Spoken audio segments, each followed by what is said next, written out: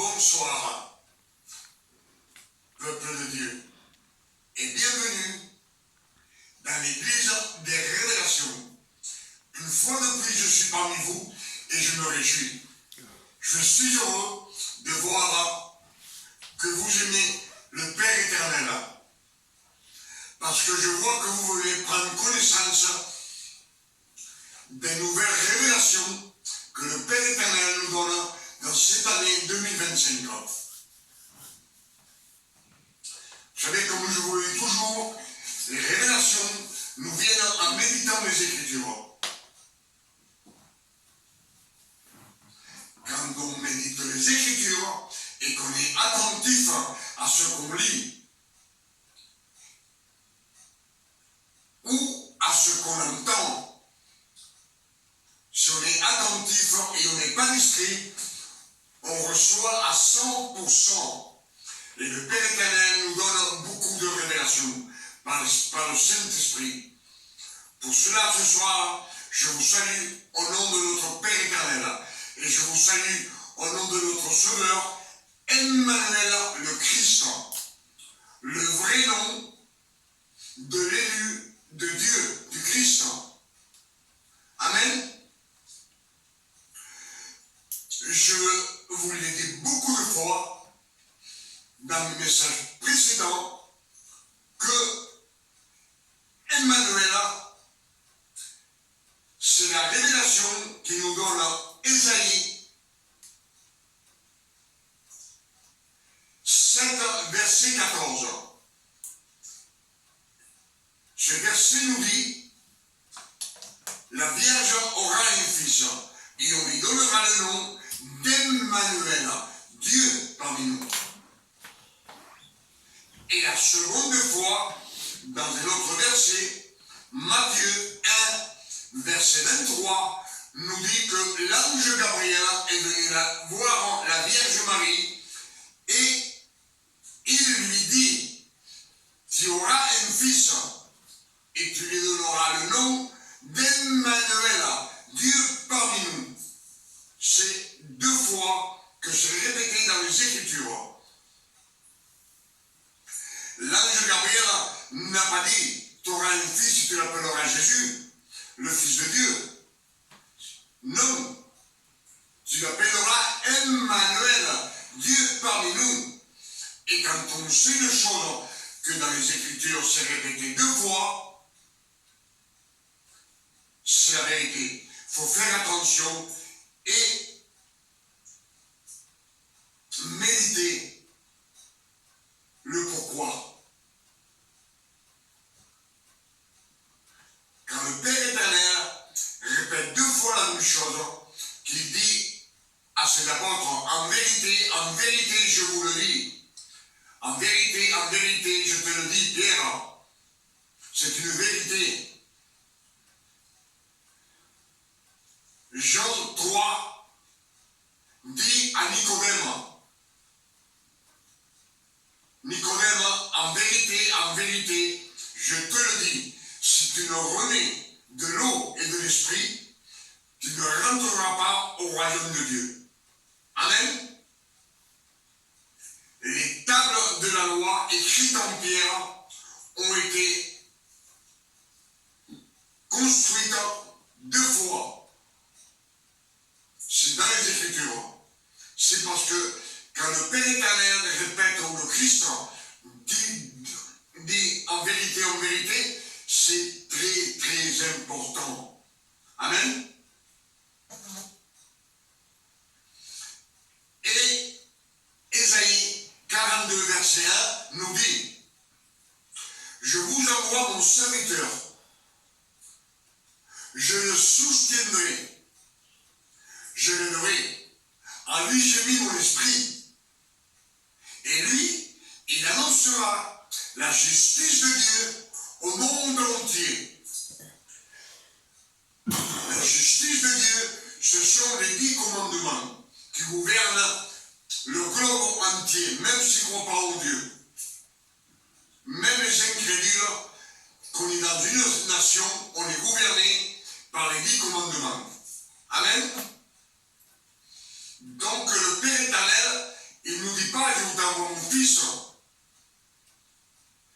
Jésus, non, il nous dit, nous envoie un serviteur, un ouvrier, un travailleur, pour qu'il annonce lui aussi la justice de Dieu au monde entier. Amen. Et ce que nous allons méditer ce soir, c'est comment marcher dans la vérité.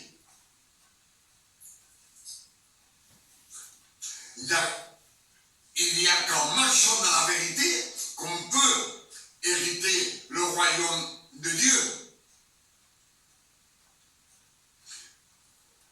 Je parle pour nous, parce que quand le Christ est venu sur la terre, il n'est pas venu pour nous. Il est simplement venu pour les Juifs, pour tous ceux qui sont sous la loi. Amen. C'est écrit, et il nous le dit clairement.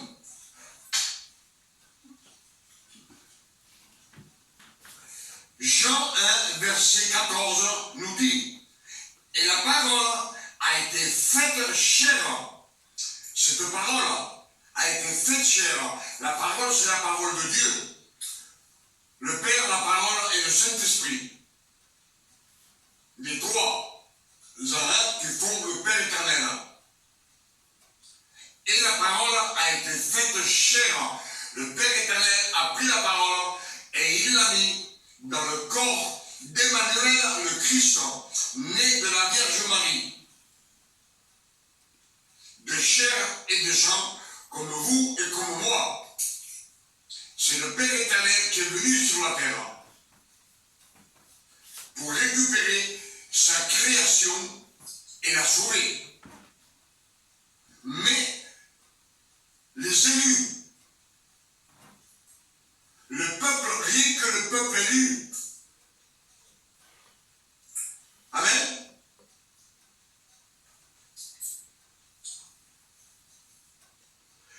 Galates 4, verset 4 nous dit, le Père éternel a envoyé le Christ, né d'une femme, né sous la loi, afin qu'il accomplisse toute la loi de Moïse, les 613 commandements, et qu'il rachète tous ceux qui sont sous la loi. Donc, c'est pour ceux qui sont sous la loi, afin que nous reçussions l'adoption de fils. Et si on est fils,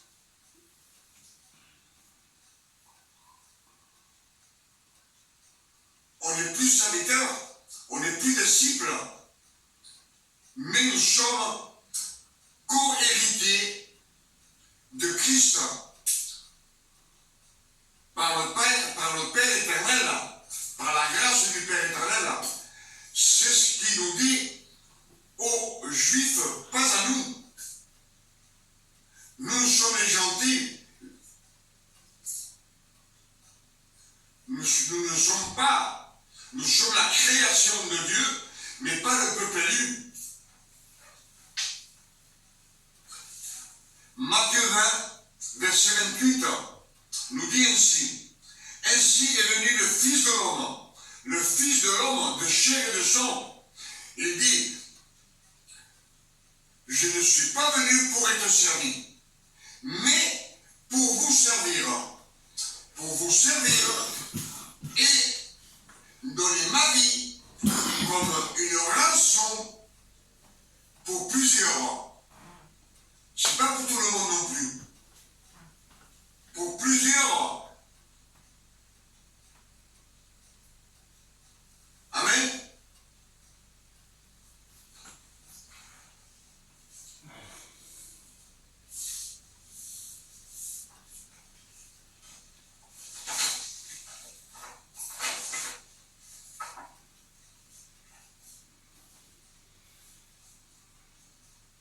Jérémie 31, verset 1 dit, dans ce temps-là, l'Éternel, je serai le Dieu de toutes les familles, Israël. Et ils seront mon peuple.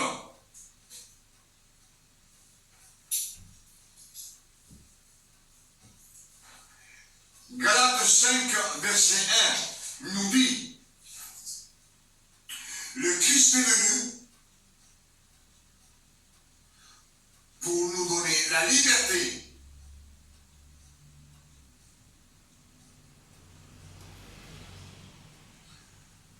Il nous a affranchis de la loi.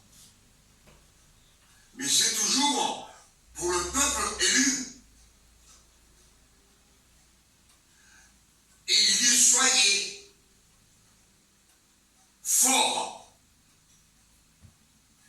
et ne vous laissez pas mettre de nouveau sous le joug de la servitude. Il nous a rachetés de la loi, alors la loi, il nous dit de la jeter. Il ne faut pas se laisser mettre sous le joug de la servitude, de servir. On n'est plus serviteur, on n'est plus disciple, on est fils de Dieu. C'est pour les Juifs. Amen.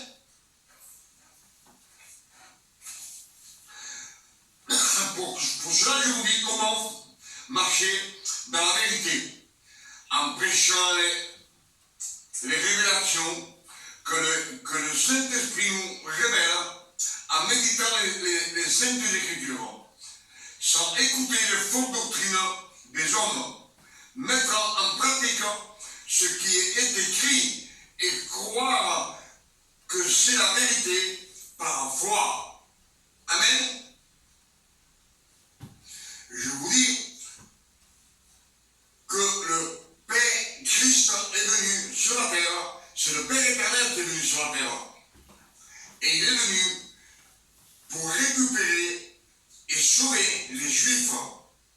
Pour cela, Romains 9, verset 2. Paul nous dit, je dis la vérité en Christ, je trouve une grande tristesse et j'ai dans le cœur un chagrin continuel. Amen. C'est ce qu'il nous dit Romains 9, verset 2. Paul dit, je dis la vérité en Christ, je trouve une grande tristesse et j'ai dans le cœur un chagrin continuel, car je voudrais moi-même être anathème et séparé du Christ.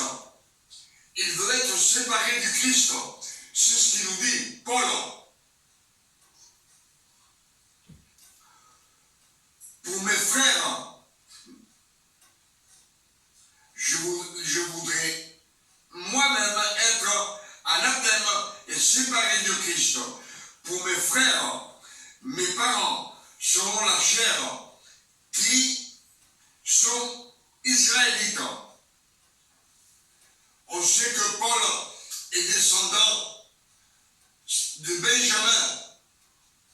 Benjamin, fils de Jacob, frère de Joseph, le plus jeune. C'est ce qu'il nous dit là. Être anathème séparé du Christ pour mes frères, mes parents, selon la chair, qui sont israélites, à qui appartiennent l'adoption et la gloire et les alliances et la loi et le culte et les promesses et les patriarches, et de qui est issu, selon la chair, le Christ, qui est au-dessus de tout. Que le Dieu Père éternel soit béni et glorifié. Là, ce qu'on a écouté et vous avez écouté, c'est la même chose. Ce que je suis en train de vous dire, c'est que le Christ, Emmanuel le Christ, c'est le Père éternel. Et il est venu sur la terre pour racheter tout le peuple élu. Mais il nous dit bien, pas pour tous,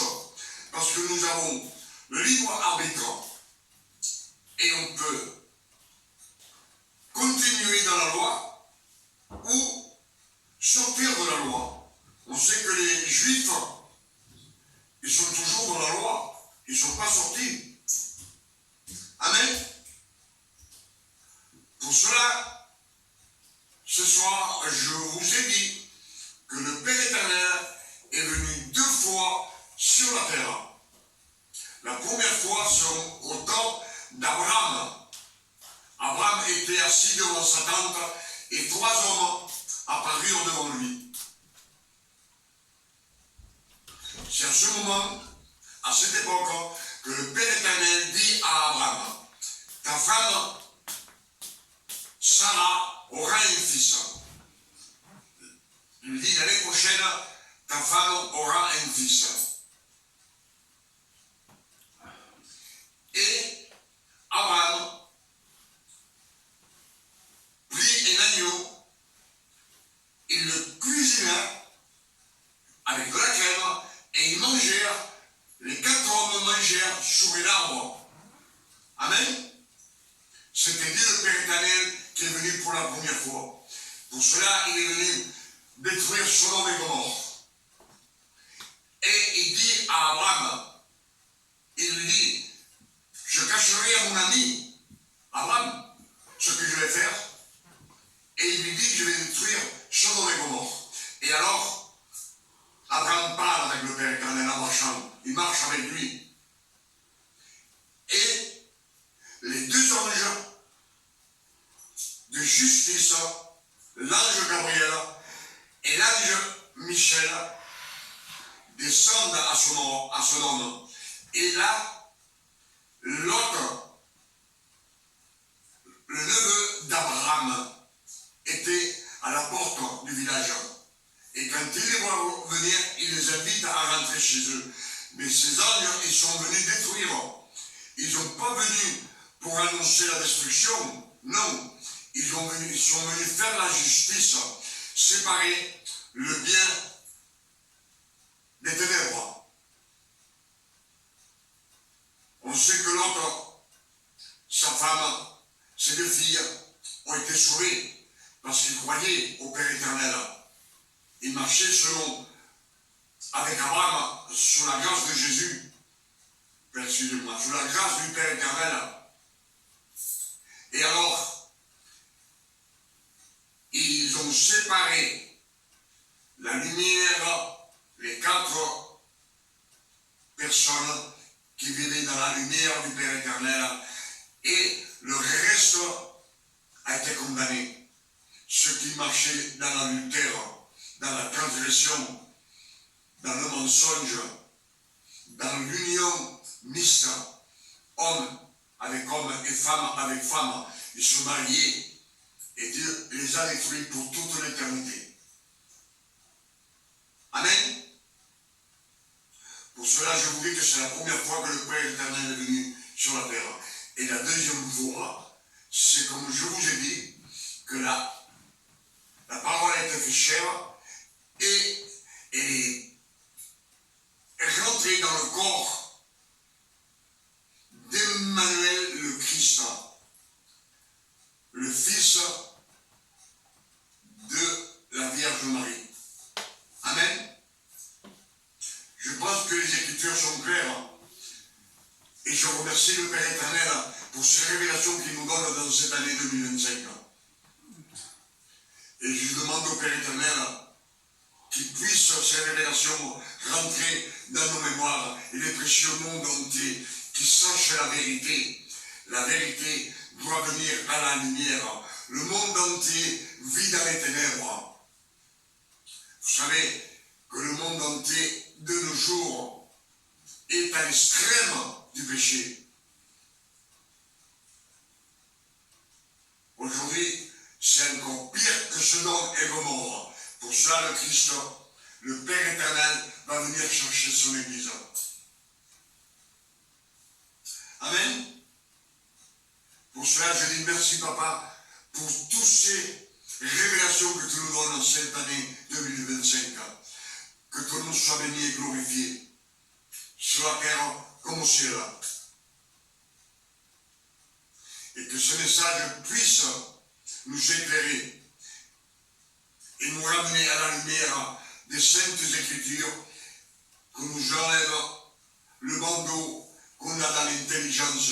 Notre intelligence a été aveuglée par les Écritures qui ont été traduites à leur façon par les latins. Ceux qui ont pris la doctrine chrétienne pour l'État de Rome, d'où est né les catholiques. Ils ont tout changé. Amen. Et comme je vous le dis, c'est le Père éternel qui est venu 2 fois sur la terre pour sauver sa création. La création était destinée à la mort par le péché et notre façon de nous conduire. C'est pour cela que le Père est venu sur la terre, pour sauver sa création. Amen. Et quand je vous dis que tout est parfait, même le Père éternel, quand il crée la terre, vous savez que sur la terre, la création, il y a 12 mois dans l'année et 4 saisons. Pourquoi qu'il y a 4 saisons et pas 5? Pourquoi qu'il y a 12 mois dans l'année et non 13 ou 14? Parce que le numéro 12, c'est le nom du péché.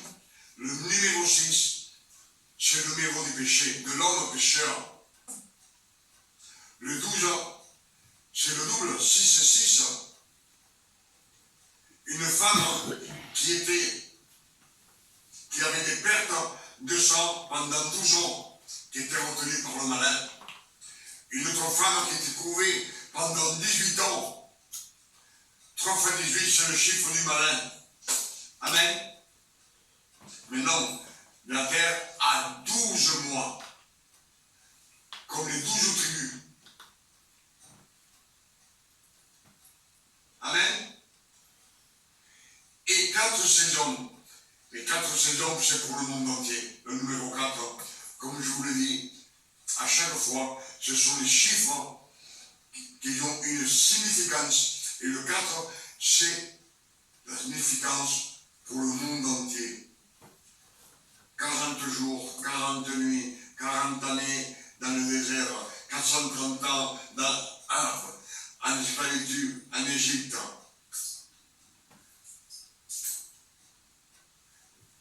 40 jours au mont Sinaï pour faire les tables de la loi en pierre. Christ, 40 jours et 40 nuits dans le désert en jeûnant. Amen. Avec ces révélations que nous avons reçues ce soir, je dis merci Père éternel. Merci de tout cœur pour la miséricorde que tu as de ta création, afin que nous la prêchions au monde entier et que le monde entier puisse venir à la clarté, sortir des ténèbres de ce monde et venir à la clarté. Amen.